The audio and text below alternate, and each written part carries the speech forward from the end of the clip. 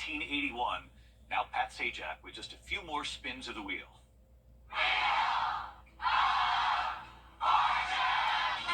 Tonight, after more than 40 years on Wheel of Fortune, 5 more spins for Pat Sajak. This week will be his last.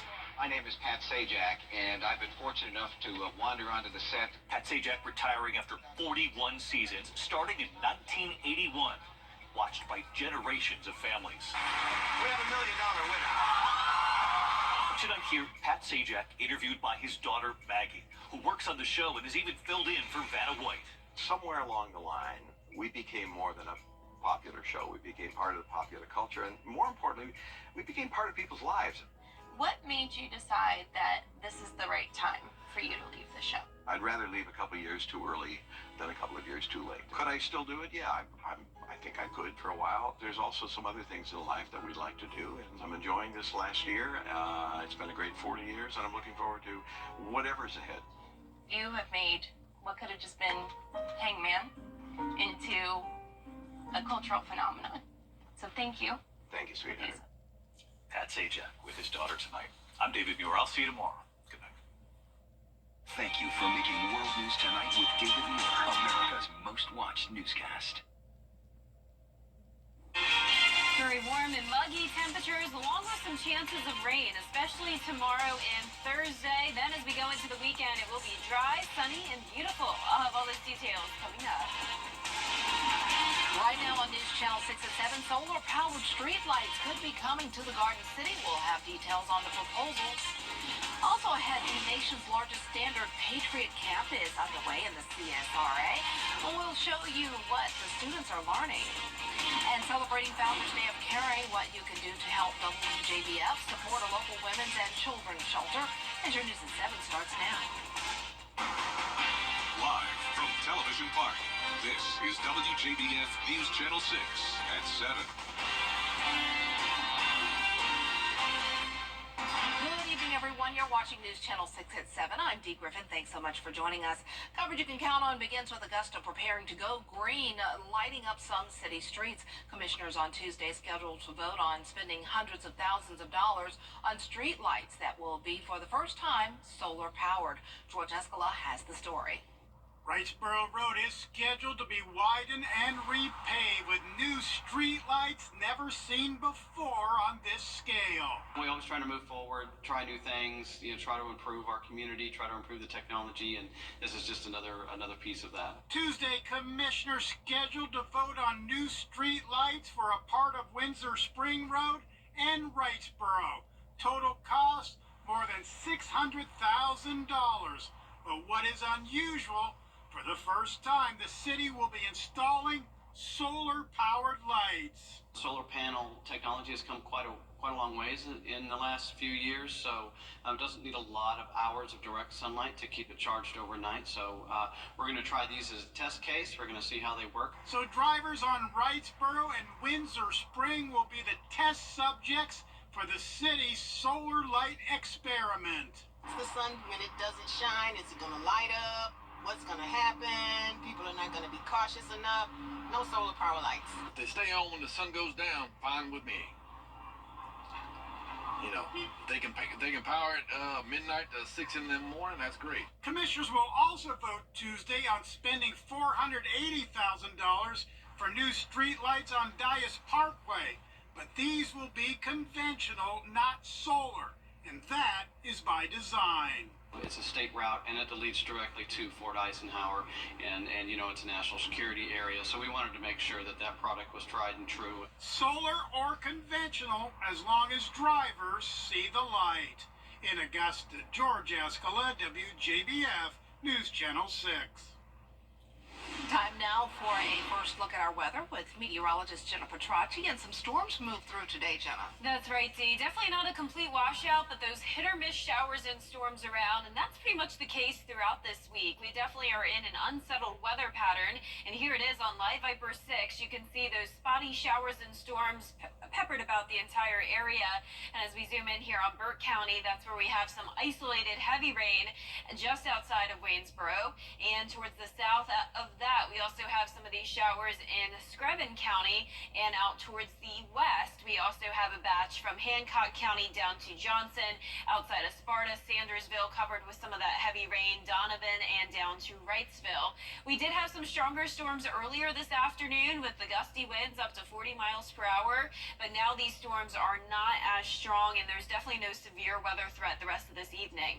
Our Terry Lambert Hyundai Skyview cam over at Doctors Hospital showing a pretty cloudy view. Today in Augusta, we didn't pick up any rain at Augusta Busch Field. We had a high of 86 degrees, so a few degrees still below average, but with the high humidity, definitely still feeling pretty hot.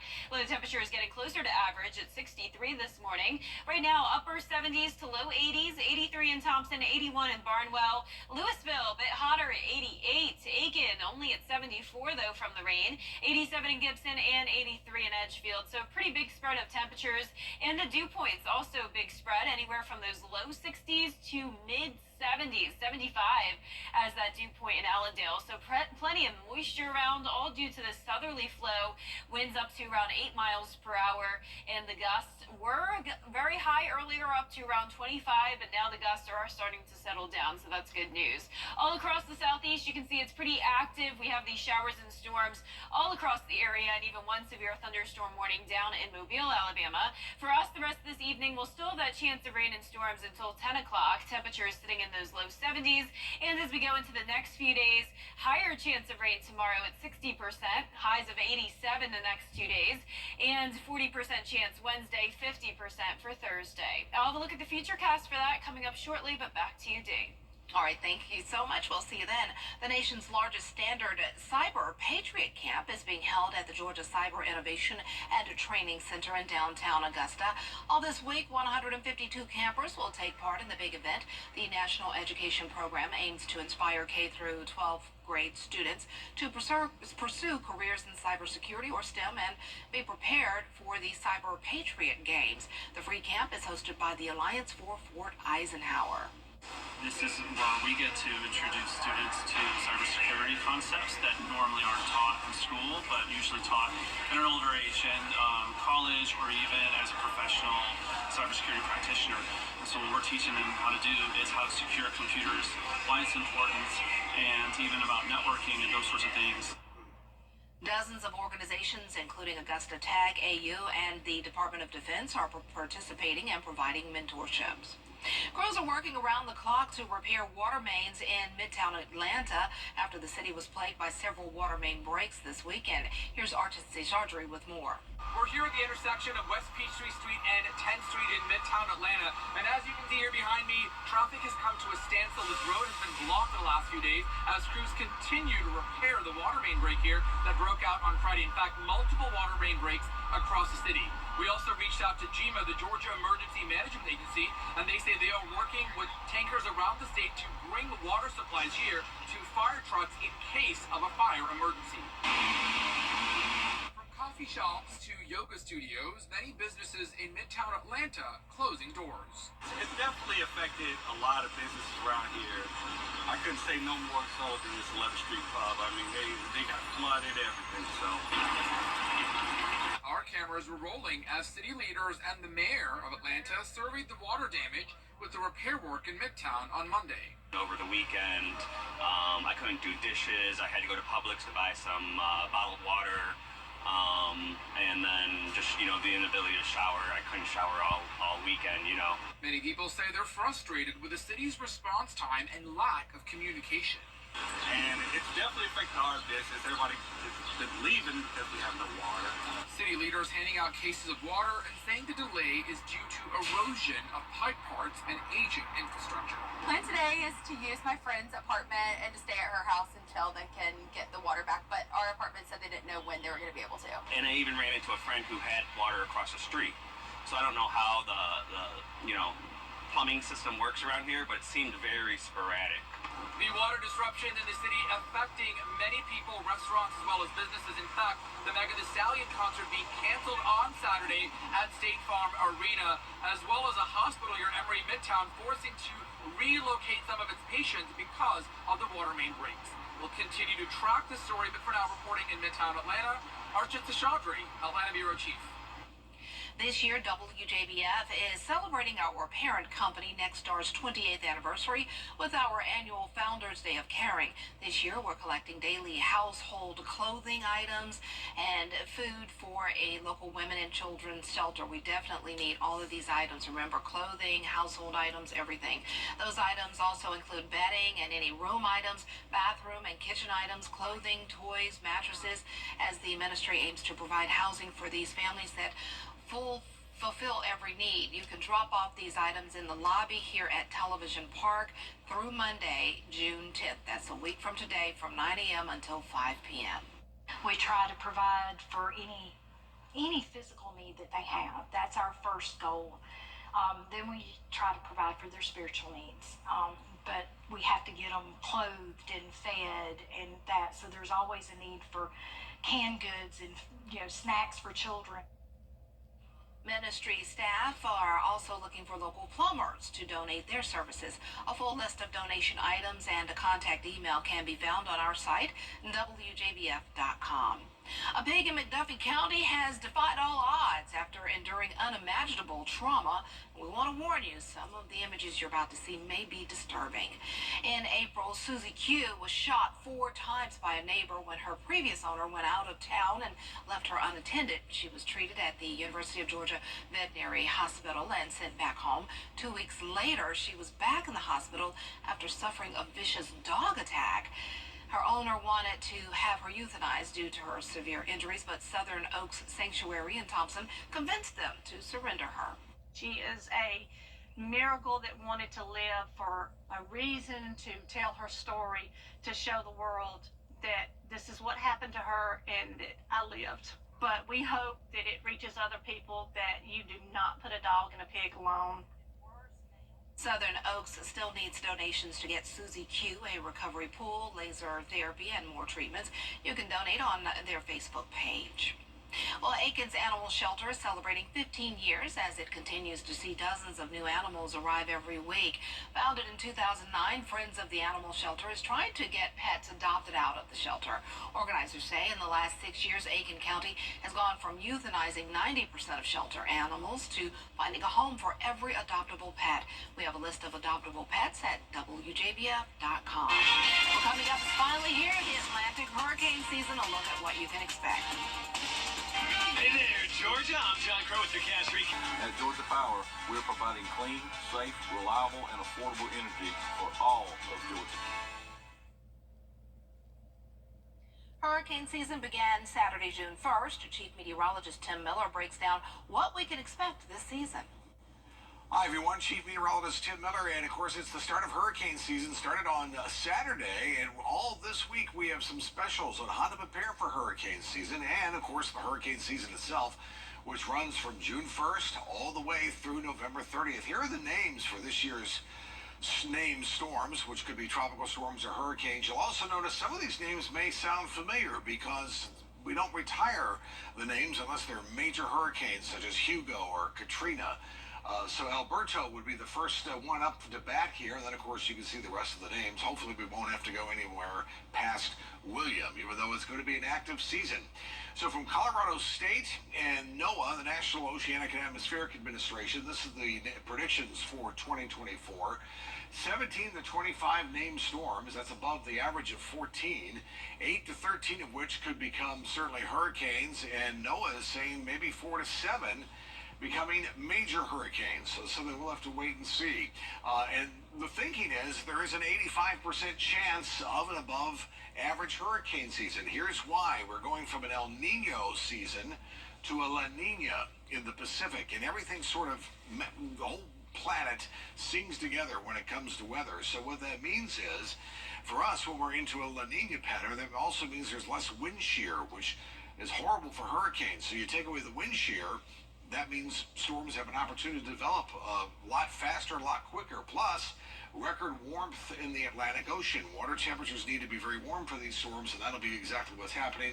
An above average West African monsoon season, which means those storms come off Africa and have the potential to build up into possible hurricanes. So here is this season's tips that we're going to be talking about. General information, of course, today. The La Nina pattern impacts Sea surface temperatures we'll be talking about this week. Tropical terminology, so you're familiar with that, and the formation zones of hurricanes. All of us here on the Viper 6 weather team will be having more of that. Jennifer Petracci will have more coming up tomorrow as well as meteorologist Miller Hyatt, John Lynn, and of course Sherry Shealy.